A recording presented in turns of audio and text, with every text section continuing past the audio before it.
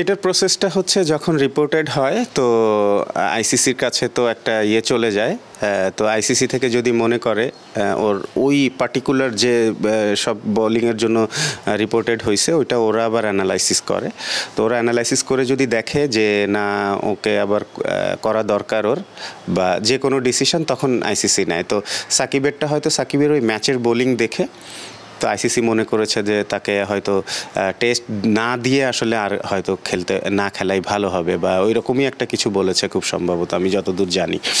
তো আমার কাছে মনে হয় না সাকিবের জন্য এটা খুব একটা কঠিন কিছু হবে, বিকজ ওর হাতে ব্যথা ছিল, ইনজুরি ছিল। তো যেসব কারণে হয়তো কিছুটা অনেক সময় একটু পাওয়ার করার জন্য শিফট হয়ে যেতে পারে এদিক ওদিকে, মাসেল মেমোরির ব্যাপার থাকে এখানে। ওর ঠিকঠাক মতো শরীর থাকলে আমার মনে হয় না ওর জন্য খুব একটা ডিফিকাল্ট কিছু হবে খুব একটা। বাট ও এখন যে এটা সিচুয়েশনটা আসলে সবার জন্য কঠিন, যেই হোক না কেন, বিকজ যখন আপনি ক্রিকেটার আপনার খেলা বন্ধ থাকবে, ওটা ঠিক না হওয়া পর্যন্ত আসলে ভেরি ভেরি ডিফিকাল্ট একটা প্লেয়ারের জন্য মানে ভালো টাইম কাটানো। আমি শিওর যে সাকিব এটা খুব ইজিলি সার্ভাইভ করে যাবে। এটা আসলে খুব বড় কোনো ইস্যু মনে হচ্ছে না এখনো পর্যন্ত। আর ও যেহেতু জানে জিনিসগুলো, ও কিন্তু জানে এইসব ব্যাপারগুলো, তো ঠিক হয়ে যাবে। ক্যারিয়ারের নিশ্চিন্তে খান স্বাস্থ্যকর অল টাইম পান, অল টাইম হেলদি লাইফ। নিশ্চয়ই কিছুটা পীড়া দেয়। দেখেন ওই যে আমি বললাম না যে শারীরিক কারণে এগুলো হতে পারে। অনেক সময় আপনার বিভিন্ন মাসেল ইনজুরির কারণে হতে পারে যে সব মাসেল প্রপারভাবে ইউজ না হলে দেখা যায় একটা বেশি হচ্ছে, তো বেশি করতে গেলে একটু হয়তো কোনোভাবে অন্য ওয়ে অবলম্বন করা লাগতে পারে। এটা যে ও ইচ্ছাকৃত করছে সেটা কিন্তু না, এটা হচ্ছে জাস্ট কোনো না কোনোভাবে ওর ফিঙ্গার পেইন আছে, ওর হয়তো শোল্ডারেও একটু ব্যথা ছিল মনে হয়। তো ওই ব্যথাগুলো দেখা গেছে থাকা অবস্থায়, তারপরেও তো বোলিং তো করাই লাগছে। তো তখন হয়তো যে মাসেল ইউজ করা হওয়ার কথা সেটা হয়নি, অন্যটা হয়েছে, যে কারণেই এটা হয়েছে। কারণ সাকিব এত বছর খেলেছে, এত বছরে তো কখনো আসে নাই, এই প্রশ্ন ওঠেও নি। তো যেহেতু ওঠেইনি, তো তার মানে আসলে ও ন্যাচারালি আসলে এরকম না। তো ডেফিনেটলি ওর শারীরিক কোনো প্রবলেমের কারণে এটা হয়েছে। ওই প্রবলেম ঠিক হয়ে গেলে ওর একটা ঝামেলা থাকবে না ইনশাল্লাহ। সবগুলো ম্যাচই মোটামুটি আপনি আসলে বসে দেখলেন এবং পুরো ম্যাচে দুই ভেন্যুতেই আপনার আসলে সজাগ দৃষ্টি বলা যায়। তো কেমন দেখলেন এখন পর্যন্ত এনসিএল? আমার কাছে তো মনে হচ্ছে যে আমরা যে টার্গেট নিয়ে শুরু করেছিলাম আসলে ফুলফিল হচ্ছে। সোফার যতটুকু হয়েছে এখনও পর্যন্ত কিন্তু পুরোপুরি হয়েছে যে ধরনের আশা করেছিলাম। ইভেন কিছু কিছু জায়গাতে আরও বেটার দেখেছি আমরা। তো আমি বলবো যে এটা সাকসেসফুল টুর্নামেন্ট আর কি। আমরা দেখছি যে সিনিয়র ক্রিকেটার এবং জুনিয়র ক্রিকেটার দুই ক্রিকেটারই কিন্তু পারফর্ম করছে।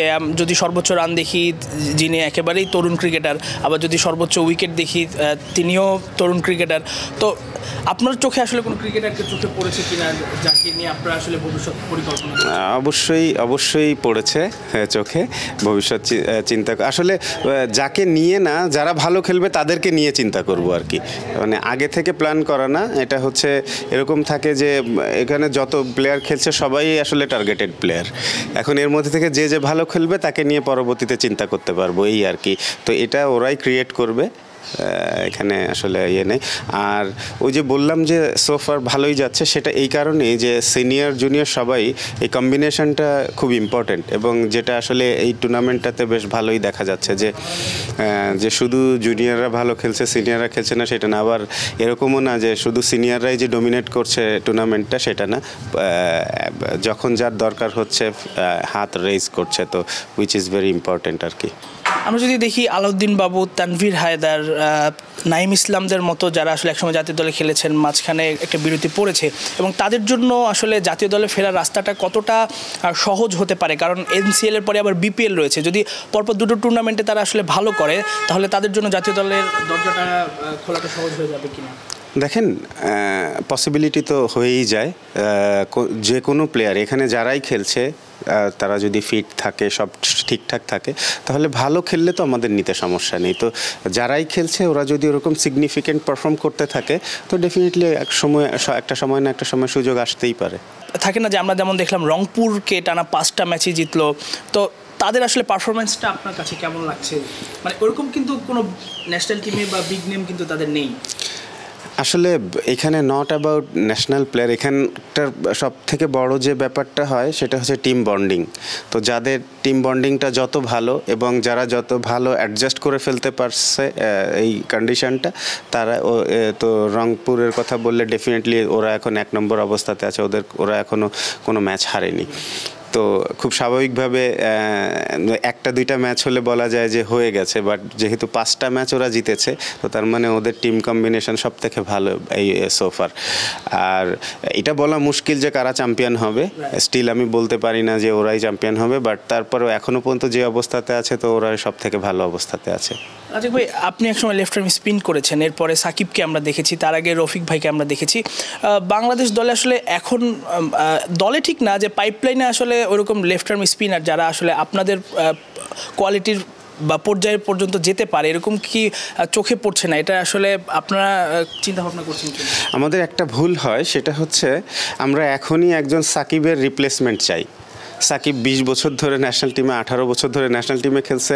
তো এই 18 বছর ধরে যে কাজটা করছে আমরা একটা ইয়াং একটা ছেলের কাছ থেকে ঠিক ওইরকমই চাচ্ছি। এই কারণেই আসলে আমরা রিপ্লেসমেন্ট পাচ্ছি না, বা আমাদের কাছে মনে হচ্ছে না। আসলে জিনিসটা এরকম না, এখন যারা খেলছে এদেরকেও সময় দিতে, হয়তো সাকিবের মতো এত টাইম নিবে না, আর একটু কম টাইম নিয়েই আরও ভালো করবে। তো বাট আমাদের পাইপলাইনে কিন্তু আছে, একদম খারাপ সেটা না। যদি এরকম হয় যে এখান থেকে ইমপ্রুভ করতে হবে, এখন যে অবস্থাতে আছে সেই অবস্থাতে যদি থেকে যায় তাহলে আবার আসলে ওই পর্যায়ে যেতে পারবে না। এখন এটা হচ্ছে প্রত্যেকটা পার্টিকুলার প্লেয়ারের উপর ডিপেন্ড করে যে সে কিভাবে তার ক্যারিয়ারটা নিচ্ছে, এবং কেউ যদি ভালোভাবে নেয় সেটা তার জন্য তো ভালোই, অ্যাট দ্য সেম টাইম আমাদের জন্য ভালো, ন্যাশনাল টিমের জন্য ভালো, মানে আমাদের জন্যই ভালো।